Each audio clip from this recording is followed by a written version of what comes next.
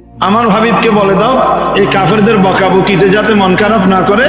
কাফেরদের উত্তর আমার হাবিব তো সহজে দেন, উনি রহমতুল আলমিন দয়ার ভান্ডার। কেউ কষ্ট দিলে পাথর মারলেও ফুল মারে, কেউ তাকে পাথর মারলে তায়েফের ময়দানে নবীকে রক্তাক্ত করে দিয়েছে, শিশুদেরকে লেলিয়ে দিয়েছে। আমার নবীর নুরানি রক্ত মোবারক ঝরেছে।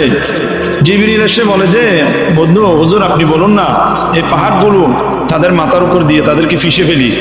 আমার নবী বললেন ইয়ে সুনকর রহমতুল লিল আলামিন कहाँ हंस कर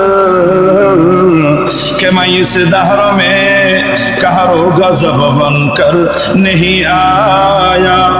जिब्रील আমি তো রহমতুল আলামিন হয়ে এসেছি, আমি তো কোনো বিপদ হয়ে গজব হয়ে আসি নাই। তারা আমাকে চিনতেছে না, বুঝতেছে না। হয়তো হতে পারে তাদের মধ্যে কেউ পরবর্তীতে হলে ঈমান আনবে, না হয় তাদের বংশধর নাতিপতি কেউ হয়তো আমি নবীর কলমা পড়ে আমাকে মোহাব্বত কারণে ওয়ালা হয়ে যাবে।